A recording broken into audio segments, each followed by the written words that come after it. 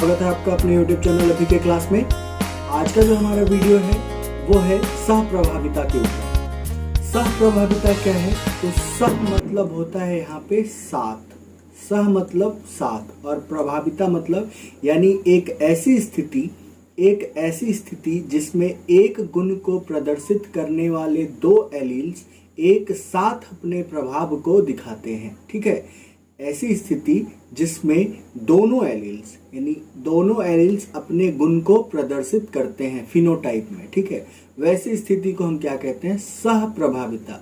यानी विषम युग्मज स्थिति में जब दोनों एलील उपस्थित होते हैं और इस स्थिति में जब दोनों के दोनों एलील्स अपनी अभिव्यक्ति प्रकट करते हैं या अपने आप को अभिव्यक्त करते हैं फिनोटाइप में, तो उसे हम क्या कहते हैं? उसे हम कहते हैं सहप्रभाविता। अगर हम इसे देखते हैं तो यह वह घटना है जिसमें दोनों एलील्स फिनोटाइप में अपनी अभिव्यक्ति दिखाते हैं। इस घटना में प्रभुत्व पुनरावृत्ति संबंध का अभाव होता है, यानी यहाँ पे डोमिनेंसी की कमी होती है और दोनों एलील्स अपना प्रभाव दिखाते हैं। ठीक है, जैसे लेडी बर्ड विटल या हार्मोनिया एक्सीरिडियस पिगमेंटेशन पैटर्न होता है जो कोडोमिनेंट होते हैं। यहाँ पे अगर हम ये फिगर देखें तो यहाँ पे क्या होता है? येलो बॉडी होता है, उसके ऊपर छोटे छोटे डार्क स्पॉट्स जो होते हैं वो ब्लैक कलर के होते हैं। यानी यहाँ पे दोनों अपने आप को प्रभावी करते हैं और दोनों कलर अपने आप को फिनोटाइप में दिखाते हैं। ठीक है, इसी तरह से हम लोग अगर रॉन एक हम लोग को मिलता है रॉन, जिसको हम कहते हैं चितकबरा। ठीक है, तो जब वाइट एनिमल को क्रॉस कराया जाता है ब्राउन के साथ, तो यहाँ पे सारे के सारे जो होते हैं वो वाइट के ऊपर ब्राउन पैचेस मिलते हैं। जैसे इस तरह से इस फिगर में दिख रहा है कि जो येलो है उसके ऊपर ये ब्लैक के डॉट्स दिखाई पड़ रहे हैं, ये स्ट्रिप्स। इन पिगमेंटेशन एक अच्छा एग्जाम्पल है किसका? कोडोमिनेंस का। इसके अलावा इसमें सबसे अच्छा उदाहरण जो है वो हमारा है मानव रक्त समूह। ये बहुविकल्पता को भी दिखाता है, मानव रक्त समूह बहुविकल्पता को भी दिखाता है, प्रभाविता को भी दिखाता है और सहप्रभाविता को भी ये दिखाता है। तो ये सबसे अच्छा उदाहरण है हम लोगों को देखने के। तो मनुष्य में क्या है? ब्लड ग्रुप है ए बी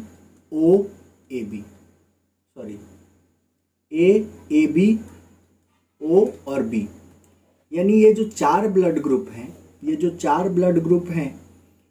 चार ब्लड ग्रुप आते कैसे हैं?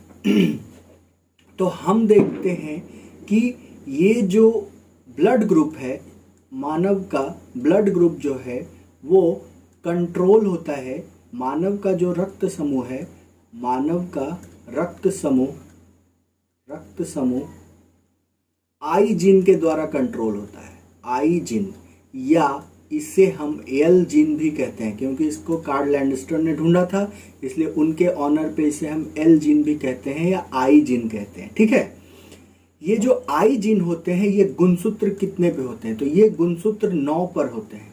ये जो आई जीन है वो कितने पर प्रेजेंट होंगे? 9वें गुणसूत्र के ऊपर एक जीन होता है जिसे हम कहते हैं आई जीन। वही इन रक्त समूहों को निर्धारित करता है। तो हमारा जो रक्त समूह है ए बी और ओ, ठीक है, ये किस कारण से होता है? तो एक है हमारा एंटीजन जो आरबीसी के ऊपर प्रेजेंट रहेगा और एक होता है एंटीबॉडी जो प्लाज्मा के ऊपर प्रेजेंट रहेगा। तो ये जो एंटीजन है वो कारक हैं, बाह्य कारक हैं जिनके विरुद्ध एंटीबॉडी बनता है। और एंटीबॉडी क्या है?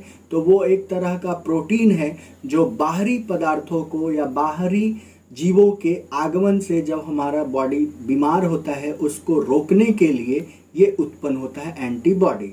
तो ब्लड ग्रुप ए जो होते हैं इसके पास एंटीजन बी होता है और एंटीबॉडी ए होता है। ठीक है, इसके पास एंटीजन ए होता है, इसके पास एंटीबॉडी बी होता है, अर्थात इसके पास कोई भी एंटीजन उपस्थित नहीं होता है। नहीं होगा, सॉरी, इसके पास कोई भी एंटीबॉडी उपस्थित नहीं होता और एंटीजन दोनों होते हैं। और इस भाई साहब के पास ओ के पास कोई भी एंटीजन नहीं होता है परंतु एंटीबॉडी होता है AB। ठीक है, तो इसमें अगर हम देखते हैं तो बेसिकली ये होता क्या है, तो इस कारण से ये जो सारे आते हैं ये किस कारण से आते हैं, तो ये सारे के सारे डिसाइड होते हैं आई जीन के द्वारा। आई जीन के द्वारा, जिसके 3 रूप हैं, इसके 3 रूप हैं, कौन कौन, IA, IO और IB। ये 3 रूप हैं आई के, आई जीन के 3 रूप हैं, कौन कौन, IA, IO और IB। कौन कौन से रूप हैं, IA, IO और IB, ये 3 रूप हैं। इन तीनों रूप में ये जो जिसमें से IA तथा IB जो होते हैं, IA तथा IB जो होते हैं वो एक एंजाइम को बनाते हैं, एक एंजाइम प्रोड्यूस करते हैं। एंजाइम भी क्या है, एक तरह का कॉम्प्लेक्स प्रोटीन है जो किसके द्वारा बनता है, IA और IB के द्वारा बन रहा है। और उस एंजाइम का नाम है हमारा ग्लाइकोसाइल ट्रांसफरेज। ग्लाइकोएसाइल ट्रांसफरेज, क्या नाम है इसका, ग्लाइकोएसाइल ट्रांसफरेज।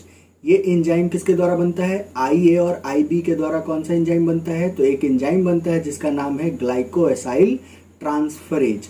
इसको हम कहते हैं ग्लाइकोएसाइल ट्रांसफरेज।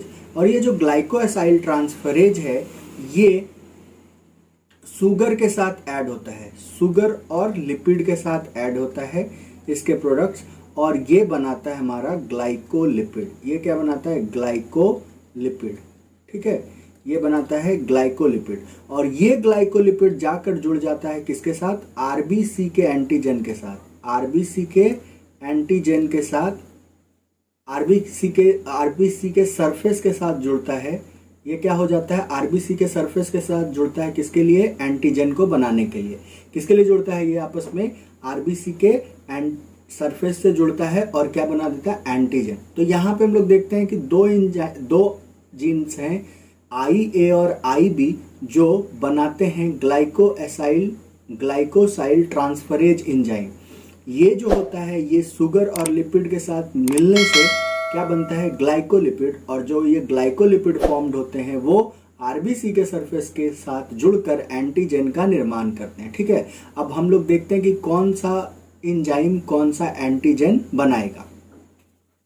तो RBC के पास, यहाँ पे जब RBC का फॉर्मेशन होता है, RBC के निर्माण के समय उनके पास H प्रीकर्सर होते हैं, H प्रीकर्सर एंटीजन वहां पे उपस्थित होते हैं। ठीक है, इन्हीं के शुगर के हेड के साथ, पॉरीफोरिन बोलते हैं उसे, उसके साथ ये जाकर जुड़ेंगे। ठीक है, तो पहला हमारा है IA। तो IA है वो क्या बनाता है, तो IA बनाता है alpha N acetyl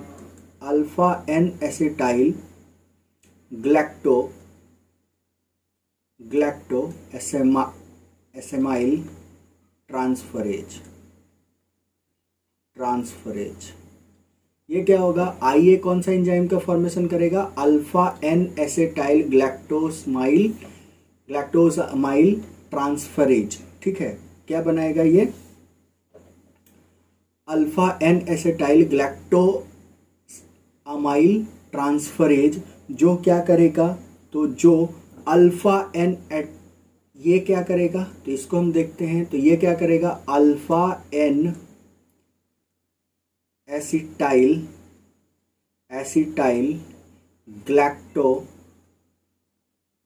galactose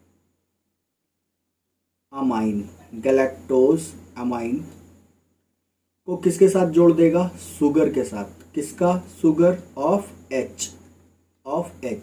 H precursor antigen के। यहाँ हम इसको थोड़ा सा इसको ठीक कर लेते हैं। यहाँ हम लोगों ने देखा कि यहाँ पे क्या है, तो यहाँ पे जो IA जीन है, यानी जो I का जीन रूप है, I का जीन जो है, जो IA है, वो एक एंजाइम का फॉर्मेशन करता है। वो एंजाइम है sorry alpha N acetyl galactose amyl transferase. ये एक एंजाइम बनाता है जिसका नाम है alpha N acetyl galactose amyl transferase. जो क्या करता है, तो ये एक स्ट्रक्चर बनाएगा alpha N acetyl galactose amine. क्या बनाएगा? Alpha N acetyl galactose amine को जोड़ता है किसके साथ? तो शुगर के साथ। किसके शुगर के साथ? तो H एंटीजन के शुगर के साथ। और ये क्या बना देगा? A antigen. ये क्या बना देगा?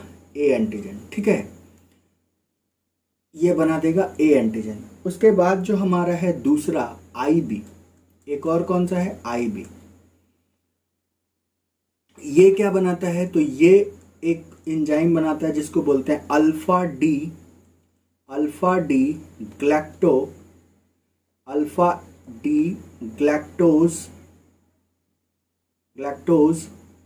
ट्रांसफरेज।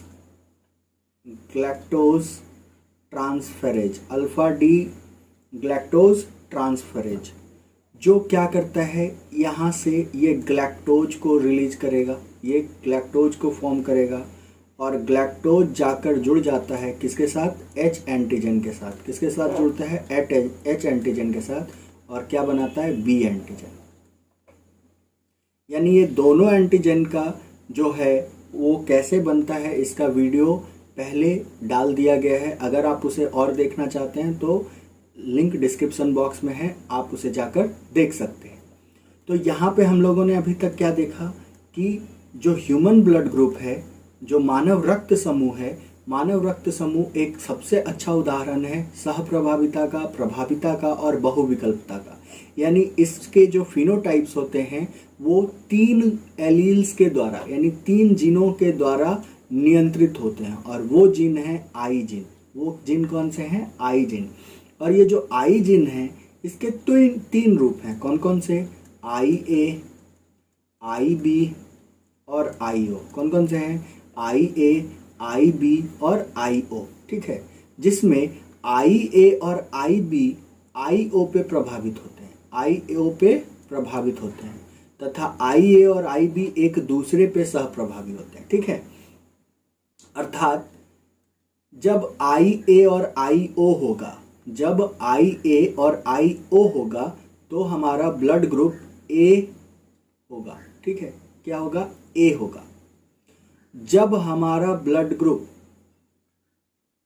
जब हमारा जीनोटाइप आई ए और आई बी होगा, आई ए और आई बी होगा, तो हमारा ब्लड ग्रुप ए बी होगा। क्या होगा? ए बी होगा, क्योंकि ये दोनों एक दूसरे पे प्रभावी होते हैं और दोनों अपने गुण को दिखाएंगे, तो ये ए बी हो जाएंगे।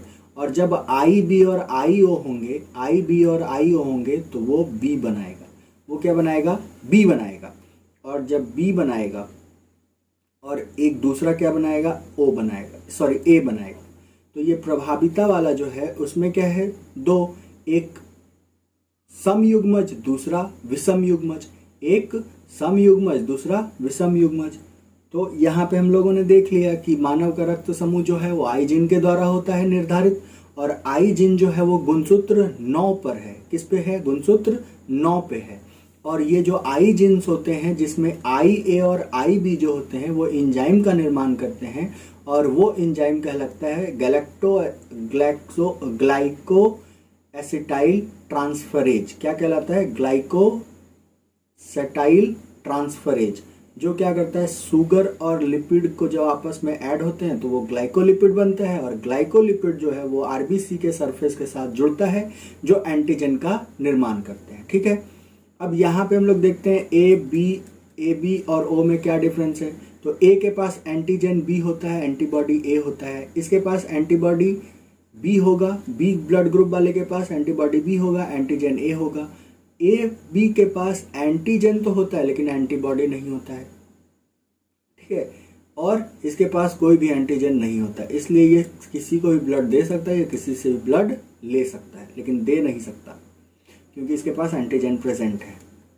उसके बाद अगर हम देखते हैं तो पहला जो ए एंटीजन है और बी एंटीजन है, तो ए एंटीजन जो है वो आई ए के द्वारा बनाया जाता है, और वो बनता है एक एंजाइम आता है, एक एंजाइम है उस एंजाइम का नाम है alpha N acetyl galactose amyl transferase.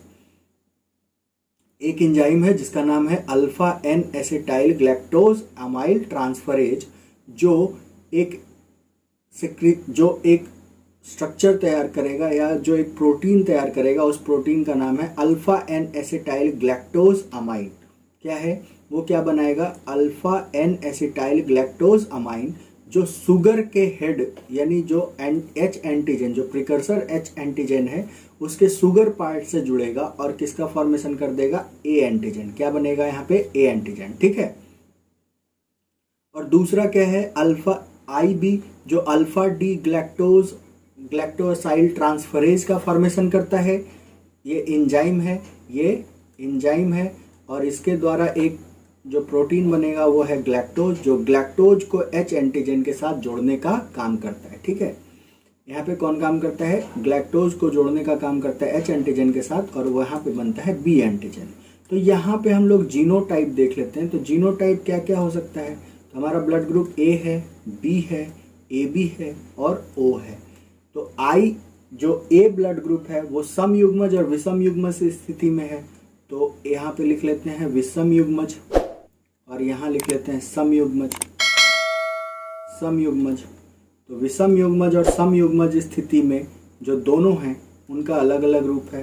तो ए वाले जो हैं इसका विषम युग्मज क्या हो सकता है, तो आई ए हमेशा ब्लड आई ओ पे प्रभावी होता है, और सम युग्मज स्थिति में दोनों के दोनों जब आई ए होंगे तब हो सकता है। बी कब होगा, जब आई बी और आई ओ हो, और यहाँ पे क्या हो जाएगा, आई बी और आई बी। ए बी विषम युग्मज स्थिति में ही बनेगा जब आई ए और आई बी हो, विषम युग्मज स्थिति में ये बनेगा नहीं।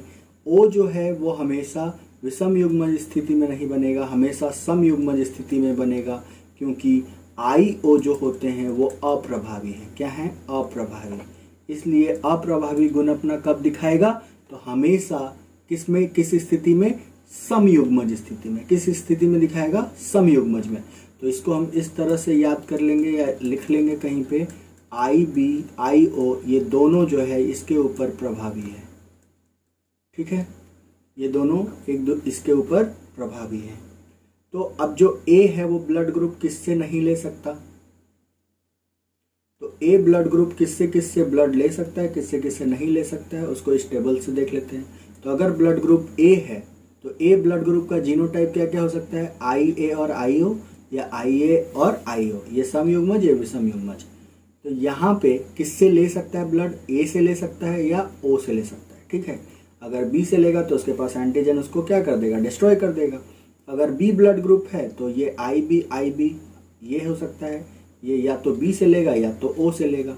ए बी जो है वो ए से भी ले सकता है, बी से भी ले सकता है, ए बी से भी ले सकता है, ओ से भी ले सकता है। क्यों, क्योंकि इसके पास एंटीबॉडी है ही नहीं। अब ओ जो है वो सिर्फ और सिर्फ ओ से ले सकता है। ठीक है, ये सिर्फ ओ से ही ले सकता